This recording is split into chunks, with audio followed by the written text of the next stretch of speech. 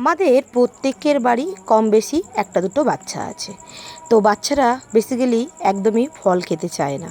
তো বাচ্চাদেরকে কিভাবে ফল খাওয়াবে, ঠিক এইভাবে যদি ফলটা খাওয়ানো যায়, বাচ্চারাও খুশি আর আমরাও খুশি যে একটু ফল পেটে গেছে।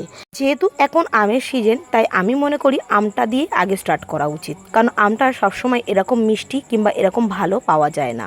সবসময় আম অবশ্যই পাওয়া যায়, কিন্তু এরকম সিজনের আম একদমই পাওয়া যায় না। তো আমটাকে ভালো করে আমি ধুয়ে নিয়েছি আগে, তারপরে আমি এইভাবে পিস করে কিউব করে কেটে নিচ্ছি। আমি ছুরি দিয়ে ভালো করে কেটে নিচ্ছি। আর আমি এখানে 3টে আম নিয়েছি।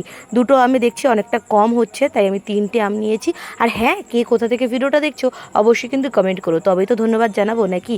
ভিডিওটি যদি ভালো লেগে থাকে অবশ্যই বন্ধুদের সাথে শেয়ার করো। আর বিশেষ করে যে বাচ্চা ফল খেতে চায় না তাদেরকে তো বেশি করে সাজেস্ট করো। দেখো, এখনকার বাচ্চারা বেশিরভাগ মাছ, মাংস, ডিম এইগুলো বেশি পছন্দ করে, ফলটা অতটা পছন্দ করে না। কিন্তু বাচ্চারা তো ক্যাডবেরি পছন্দ করে, তাই বাচ্চাদেরকে যদি এইভাবে যদি দেওয়া হয়, বাচ্চা কেন এবং বড়রাও পর্যন্ত চেটেপুটে খেয়ে নেবে। তো এখানে আমি তোমাদের সাথে কথা বলতে বলতে একটা বড় মিক্সিং জার নিয়ে নিলাম আর ভালো করে মিহি একটা পেস্ট রেডি করে নেবো।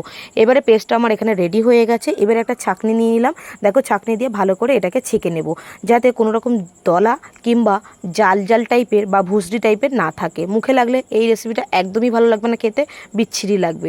তো আমি এইদিকে ভালো করে ছেঁকে নিচ্ছি, আর এইবারে যে ছিবড়াটা থাকবে সেটা আমি ফেলে দেবো। এখানে আমার ছাঁকা কমপ্লিট হয়ে গেছে। আর এখানে নিয়ে নেবো আগার আগার পাউডার 1 চামচের মতন, দিয়ে ভালো করে মিশিয়ে নিতে হবে। এটা কিন্তু একদমই আগার আগার পাউডারটা ঠান্ডা অবস্থায় মেশাতে হবে, গরম অবস্থায় দিয়ে কোনো রকম মেশাতে পারবে না, আর দলা দলা হয়ে যাবে, খেতেও ভালো লাগবে না। তাই আগে এটাকে মিশিয়ে নেবে। তারপরে গ্যাসটাকে অন করে নিয়েছি, একটা কড়াই বসিয়ে দিলাম। এবারে ওই পাল্পটা ঢেলে দেবো। আমের পাল্পটা ঢেলে দেওয়ার পরে দেখো বন্ধুরা, একদম মিষ্টিটা তোমাদের কম বেশি করে নিতে পারো। আর এখানে আমটা যেহেতু অনেকটা পরিমাণে মিষ্টি, তাই আমি এখানে ওই হাতা দিয়ে 1 হাতা নিয়েছি।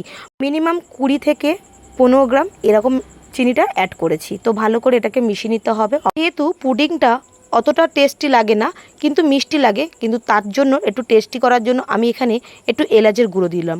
1/2 টিস্পুন এলাচের গুঁড়ো দিয়ে দিয়েছি।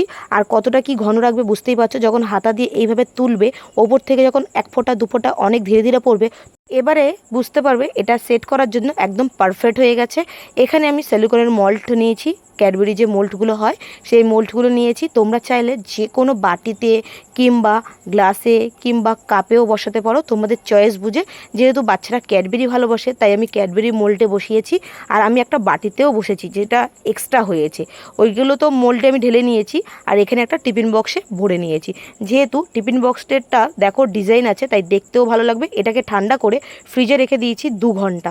তারপরে দেখো ডিমোল্ড করছি, কতটা সুন্দর হয়েছে না। এইভাবে একবার ট্রাই করতে পারো, বাচ্চারাও খুশি, তুমিও খুশি। আচ্ছা, কোনো দিন ফল খাওয়া নিয়ে বায়না করবে না, তাহলে অনায়াসে এইভাবে খেয়ে নেবে। তো বন্ধুরা, বাজারে এখন আম থাকতে থাকতে একবার হলেও ট্রাই করো, আর কমেন্টে আমাকে জানাতে ভুলো না কেমন লাগলো। ভালো থাকবেন, সুস্থ থাকবেন, বাই।